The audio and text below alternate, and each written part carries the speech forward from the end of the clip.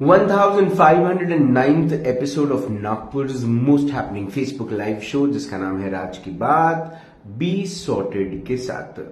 एक फिल्म आई थी 1995 में और फिल्म का एक गाना सुपरहिट गाना हो गया था। उस दौर में नदीम श्रवण का संगीत और समीर के बोल वो डूइंग सुपरहिट। एक फिल्म आई थी जिसका नाम था बेवफा सनम। उस फिल्म के हीरो थे कृष्ण कुमार एंड उसकी हीरोइन थी शिल्पा शिरोडकर। अब शिल्पा शिरोडकर का तो करियर हुआ, लेकिन कृष्ण कुमार का वो जो कृष्ण कुमार का जो एक मूवी थी उसमें वो आए, उसके बाद वो चले भी गए। अच्छा हुआ चले गए, एक अच्छे हीरो की हमें उसमें जरूरत थी और वो जगह खाली करके गए कृष्ण कुमार। लेकिन वो फिल्म का एक जो गाना था वो बड़ा सुपरहिट गाना, आज भी कई सारे प्रेमी उस गाने को गाते हैं। वो गाने का नाम है अच्छा सिल्ला दिया तूने मेरे प्यार का, यार ने ही लूट लिया घर यार का। तो और उस गाने को जो जिस तरह फिल्माया गया था तो वो देखा गया था कि उसकी गर्लफ्रेंड की शादी हो रही है और वो लड़की मुस्कुराते हुए फेरे ले रही है और ये रोते रोते वहां पहुंचा और उसने लड़की को गोली मार दी। अब यहां पर जब आप किसी से मोहब्बत करते हैं और उसकी शादी हो जाती है और आपसे वो शादी नहीं करती तो आप रिवेंज लेने की भावना से आ जाते हो। लेकिन क्या ये रिवेंज लेने की भावना सही है? क्या उस समय ये शब्द डिफेंस मैकेनिज्म का क्या इस्तेमाल हो सकता है? बात करने के लिए आज हमारे साथ है नागपुर शहर सेंट इंडिया की जाने मानी साइकोलॉजिस्ट मिसेस सोनल फुके मैम। मैम नमस्कार। नमस्कार मैम, अच्छा सिल्ला दिया तूने मेरे प्यार का, यार ने लूट लिया घर यार का। गुड स्टार्ट डिफेंस मैकेनिज्म की। बाप रे, मैंने तो सोचा भी नहीं था ऐसा।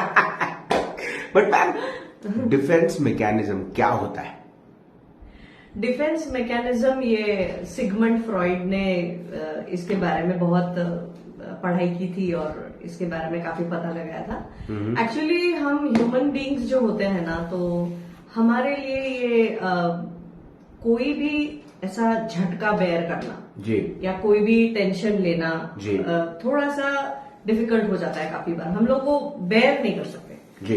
मतलब हम लोगों को बहुत एंग्जाइटी हो जाती है। हम लोग वो मैनेजेबल लेवल पे जब स्ट्रेस नहीं होता, जब मैनेजेबल लेवल पे स्ट्रेस नहीं होता तब ये होता है कि अपने आप डिफेंस मैकेनिज्म्स एक्टिवेट होते हैं जी। जैसे तुमने अगर 3 इडियट्स मूवी अगर तुमने दिया है, वो तो मूवीज के बारे में बात कर रहे थे तो मुझे ये ज्यादा अच्छा एग्जांपल उसके बारे में लगा, डिफेंस मैकेनिज्म के बारे में। So you must have heard Aamir Khan saying, वो रैंचो ये बोलता है कि अपना जो दिल होता है ना वो बहुत कमजोर होता है, उसको थोड़ा सा बेवकूफ बना के रखना चाहिए और अपने आप को बताते रहना चाहिए all is well, all is well.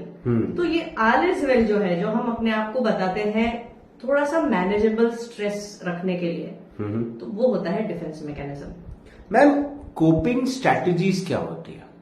हाँ, तो डिफेंस मैकेनिज्म और कोपिंग स्ट्रेटजीज ये लगभग एक ही चीज है, लेकिन जो डिफेंस मैकेनिज्म होता है that is a default setting that we have. वो हमारे ब्रेन के अंदर ही वो होता है।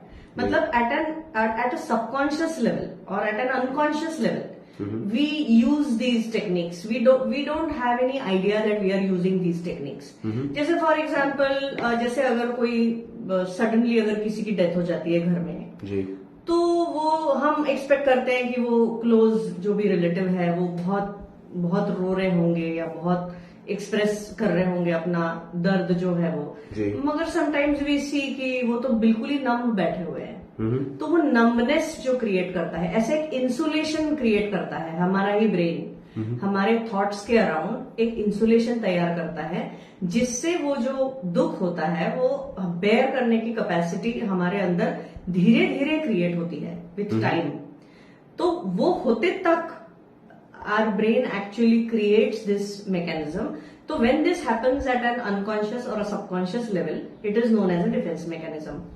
But when we do it हमारे खुद के एक्शंस से कॉन्शियसली जी, जब हम कॉन्शियसली ये चीजें करते हैं जी, जैसे कि कुछ सुपरस्टिशंस होते हैं, जैसे फॉर एग्जाम्पल नहीं मैं यहाँ से आगे नहीं जाऊंगा क्योंकि यहाँ से बिल्ली ने रास्ता काटा है जी, तो मैं दूसरे रास्ते से जाता हूँ। तो मैं दूसरे रास्ते से गया, मैं काम करने के लिए निकला हूँ, तो मुझे ये पता है कि मैंने वो रास्ता नहीं लिया ना, मैंने दूसरा रास्ता ले लिया है, अब मेरा काम ठीक हो जाएगा जी। मतलब अब मेरे काम में कोई विघ्न नहीं आएगा।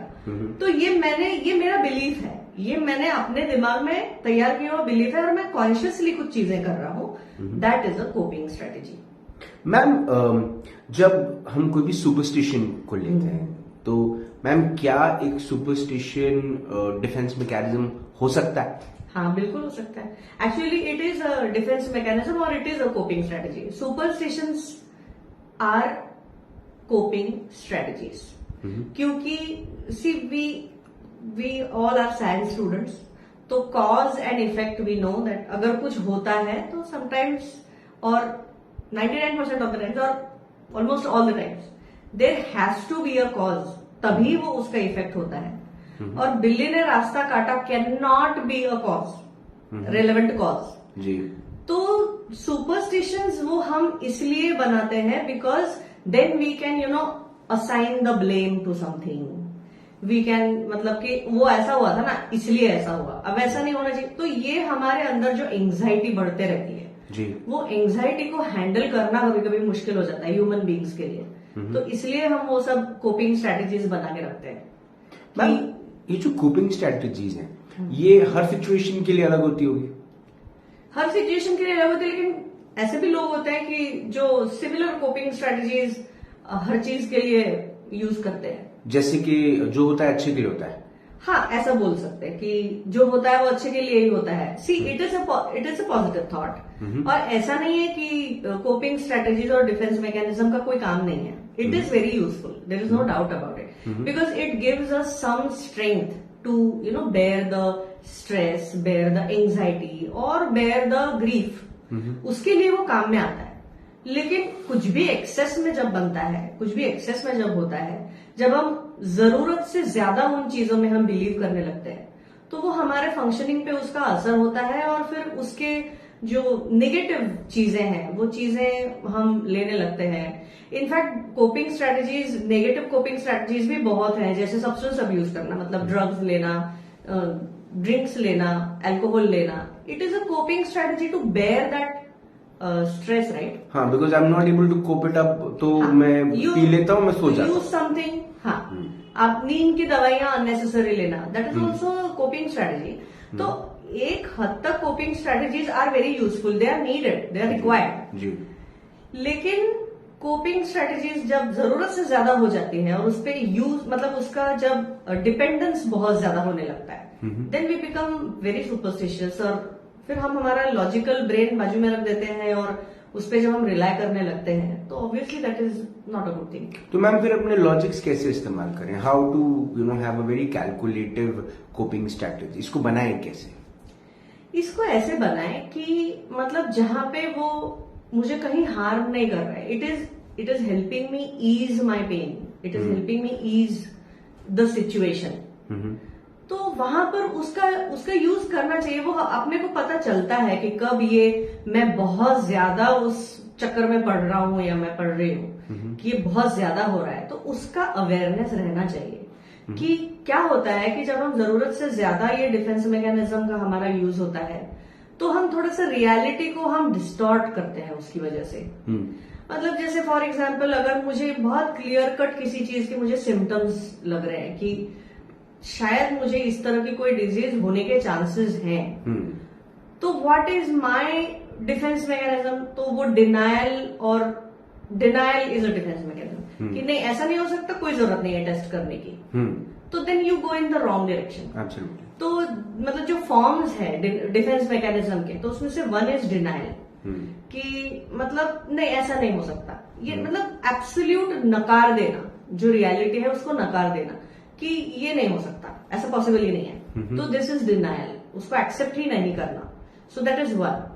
दूसरा है जिसको रिप्रेशन जिसको बोलते हैं, कि वो कोई फैक्ट आपको पता चली है लेकिन वो इतनी दर्दनाक है कि आप एक्सेप्ट ही नहीं करना चाहते। आप उसको एक तो एक्सेप्ट नहीं करना चाहिए, दैट इज एक्सेप्ट नहीं करते, दैट इज डिनायल। दूसरा कि वो हमारे ब्रेन में हम इतना उसको गाड़ देते हैं that we don't want to think about it. हम उसको दबा देते हैं अंदर, दिमाग के अंदर इतना डीप में हम उसको बरी कर देते हैं कि we don't have to think about it. That is our defence mechanism. Ma'am, can you give me an example on this? ये जो था? एक मुझे बहुत मजेदार डिनायल का एग्जाम्पल मुझे ऐसे याद आ रहा है जी हम बोलते हैं ना कि जब बिल्ली दूध पीती है तो आंखें बंद करके दूध पीती है जी तो उसको क्या लगता है कि कोई मुझे देख नहीं रहा है जी जब वो आंखें बंद करती है जी मगर उसके आंखें बंद करने से ऐसा नहीं है ना कि दुनिया में वो दिख नहीं रही है दूध पीते हुए that is a defence mechanism of the बिल्ली जी कि मैं ऐसे छुप के अगर मैं दूध पीती हूँ तो मतलब मुझे कोई नहीं देख रहा है सो जी। दैट इज अ डिनायल जी it's a very funny example but I think it's relevant but it's true.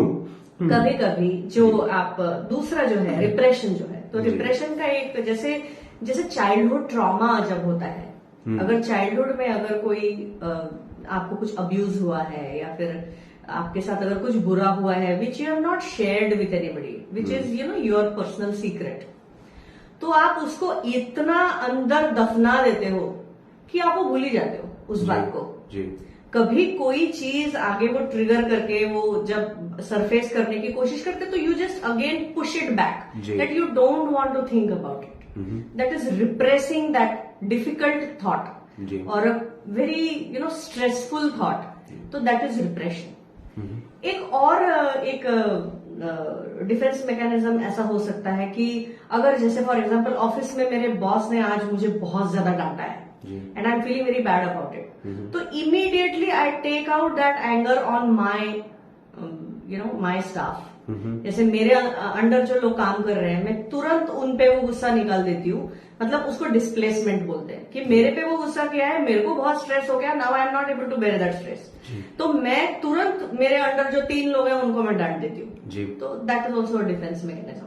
Ma'am मैं वापस अपने 2 और सवालों पे आना चाहता हूँ। एक ये कि मैम स्ट्रेस और डिफेंस मैकेनिज्म का कोई रिश्ता है क्या? स्ट्रेस और डिफेंस मैकेनिज्म का बहुत बड़ा रिश्ता है एक्चुअली ये सब स्ट्रेस और एंजाइटी का ही तो खेल है। जब स्ट्रेस बहुत बढ़ जाता है और हमारे एंजाइटी लेवल्स जब बहुत बढ़ जाते हैं तब एक डिजीज है जिसको ऑब्सेसिव कंपल्सिव डिसऑर्डर बोलते हैं ओसीडी।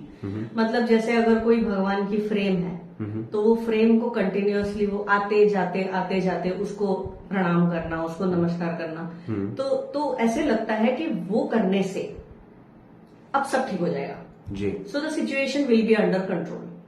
तो what a human being is most scared of is the uncertainty। जो लाइफ की जो अनसर्टेनिटी है या फिर जो सिचुएशंस की जो अनसर्टेनिटी है या फिर मुझे नहीं मालूम आगे क्या होने वाला है ये जो एक फीलिंग है कि I don't know the future पता नहीं कैसे होगा ये कुछ लोगों को ये एंजाइटी बहुत ज्यादा होती है जी। तो वो एंजाइटी को कोप अप करने के लिए ये this is a coping strategy कि जहां पर भगवान की मूर्ति है वहां पर नमस्कार करना या फिर प्रणाम करना या फिर अपने मन में मंत्र बोलना ये this is all coping strategy and it helps. It does help it helps until one starts doing violence in the name of religion तो वो कोपिंग स्ट्रेटेजी का गलत वो डिनाइल में चले गया फिर वो डिनाइल में चले गए और वो ये मतलब उनको ये लग रहा है कि see that is another way of defence mechanism कि you try to rationalise your actions. Absolutely. कि वो मैंने इसलिए नहीं किया क्योंकि मेरा खुद पे कंट्रोल नहीं है जी। वो नहीं है रीजन वो नहीं है रीजन ये है कि मुझे वो मेरे रिलीजन को बचाना है that is a defence mechanism. Ma'am शुरुआत में ही आपने कहा कि वो 3 इडियट्स का वो डायलॉग है आमिर खान खुद को कहता है कि दिल को पटाखे रखो खुद को कहते रहो all is well all is well. So ma'am क्या ये जो ऑल इज वेल कहना है इट हेल्प्स ऑलवेज या फिर ये हार्मफुल भी हो सकता है? ये हार्मफुल हो सकता है। हार्मफुल ये तब हो सकता है जब आप रियलिटी को देख ही नहीं रहे हो। अगर कोई आपके साथ गलत कर रहा है कोई आपको मतलब that person has bad intentions but you don't want to accept it because you love that person right so you keep telling yourself कि नहीं सब अच्छा है so what you are basically doing is कि you are trying to keep yourself calm keep all the stresses under control by telling yourself कि नहीं everything is well so but you are not trying to see the reality behind it you are not trying to understand कि ये relationship तो toxic होता जा रहा है जी because it is very difficult to bear that truth कि जब truth bear करना difficult हो जाता है तब हम वो डिनायल में जा सकते हैं, हमारा डिफेंस मैकेनिज्म अपने अराउंड क्रिएट कर सकते हैं, रियलिटी को डिस्टॉर्ट कर सकते हैं और वो चीज को हम कंटिन्यू करने दे सकते हैं जो हार्मफुल है। मैम ये परफेक्ट है। मुझे ऐसा लगता है कि ये जो लाइन आपने कही ना मैम, ये पूरे डिफेंस मैकेनिज्म के सार को खोलता है। Do you want to add something to this? नहीं, I would really like to put more and more emphasis on the same thing, that defense mechanisms and coping strategies, they help you survive through extremely stressful periods. It is a fact and they are required. Everybody needs it. Everybody needs a, main hu na kind of a support. जी. It could be support of God, it could be support of anybody, support of your parents, support of your life partner, of your children, siblings, whatever it is. जी. But at the same time, अगर वो out of proportion अगर वो हो गया, dependence on that coping strategy, on that defense mechanism, अगर वो ज्यादा हो गया, तो हमारे ब्रेन में जो एक पिक्चर ऑफ रियलिटी, जो एक क्लियर कट होना चाहिए, so that you see the reality and then take steps accordingly, वो कैपेसिटी भी हमारी फिर कम हो जाती है। तो ये इसका अवेयरनेस रहना बहुत जरूरी है कि ये मैंने इसका यूज किया, it is a coping strategy. इसका अवेयरनेस रहना बहुत जरूरी है। इसका एक बार अवेयरनेस रहता है ना, तो फिर हम उसमें वो बहते नहीं जाते और आउट ऑफ प्रपोर्शन उसके पीछे हम नहीं पड़ते हैं, वरना वो भी एक बेयर करना बहुत मुश्किल हो जाता है कि मैंने इस पे इतना बिलीव किया। और ऐसा होता है ना कभी कभी कि हम किसी एक हमारी जो बिलीव सिस्टम रहती है, वो बिलीव सिस्टम में हम इतना ज्यादा बिलीव करते हैं कि उसके अगेंस्ट अगर कुछ हो जाता है तो हमारी बिलीव शैटर हो जाती है। तो ऐसा हो सकता है किसी हम अगर किसी कोई जैसे कोई बाबा है, कोई साधु है, कोई स्वामी जी हैं, उनमें हम इतना बिलीव कर रहे हैं, इतना आस्था इतना ज्यादा कर रहे हैं, and then if that person behaves in a very different manner, in an opposite manner or whatever it is, then what happens is, then we again distort the reality rather than looking at it straight in the eyes of the situation. फिर हम defence mechanism ऐसा लगाते हैं कि हाँ, अच्छे लोगों को तो दुश्मन ज्यादा रहते हैं, और you got my point. I got your point. Super. Ma'am, defence mechanism को लेकर एक बहुत, मुझे ऐसा लगता है कि ये सब्जेक्ट बड़ा जरूरी था बात करना, क्योंकि हम सब अपनी जिंदगी में कहीं ना कहीं डिफेंस मैकेनिज्म का इस्तेमाल करते हैं, लेकिन दो चीजें जो समझना बहुत ज्यादा जरूरी था, एक तो कोपिंग और दूसरा मैम डिनायल। और मैम ये जो पूरी की पूरी लाइन है ना मैम, कि जब तक हम ट्रूथ को एक्सेप्ट नहीं करते हम डिनायल में ही रहते हैं, और वो डिनायल हमारे लिए घातक हो सकता है। बिल्कुल। तो एक्सेप्ट करें, सच्चाई को एक्सेप्ट करें, और सच्चाई के को एक्सेप्ट करने के बाद उसको कोपिंग करने की स्ट्रैटेजीज बनाएं, ना कि उसको अवॉइड करने की और डिनायल मोड में जाने की। आपने अपना वक्त दिया, आपने हमसे बात करी, आपने हमें डिफेंस मैकेनिज्म के पॉजिटिव एस्पेक्ट्स को हमें समझाया, उसके लिए बहुत बहुत धन्यवाद। Thank you so much. Thank you. Super. I think this complete thing is अब वक्त आ गया कि हम अपने आप, अपनी जिंदगी में, अपने आसपास जो बहुत सारी चीजें होती हैं उसको डिनायल मोड में तो लेके ना जाए। हम अगर ये सोचने में उम्मीद कर दें कि हम सच्चाई को एक्सेप्ट ही नहीं करेंगे, तो ऐसा होगा नहीं। सच्चाई जो है वो आपके एक्चुअली में इर्द गिर्द है, लेकिन हम उसे एक्सेप्ट नहीं करना चाहते। हम जानते हैं, हम जब भी कुछ रैपर वाला आइटम खाते हैं और हम जब उसे रास्ते में फेंकते हैं, हमें पता होता है कि ये आकर अब दूसरे दिन अगर वो साफ सफाई करने वाला कर्मचारी अगर साफ नहीं करके गया तो ये गंदा ही रहेगा। लेकिन हम अपने घर में करते हैं क्या ये चीज?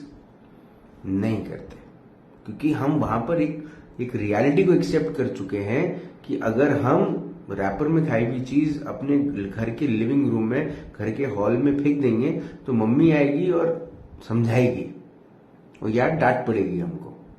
ये जिंदगी में हमें शायद इसी बॉर्डर लाइन पे चलना है कि डिनायल को हमें अवॉइड करना है और एक्सेप्टेंस को हमें बढ़ाना है। आपसे फिर होगी मुलाकात इन राज की बात। तब तक आप अपना ध्यान रखें, सुरक्षित रहें, स्वच्छ रहें, स्वस्थ रहें, मस्त रहें, खुश रहें, व्यस्त रहें, परिवार के साथ एक अच्छा वक्त बिताएं और अपने परिवार के साथ बैठकर ऐसे शोज देखें जिससे आपके परिवार के अंदर में भी बदलाव आए। ये शो को जरूर शेयर करें क्योंकि ये जरूरी है। जिंदा रहें। जय हिंद।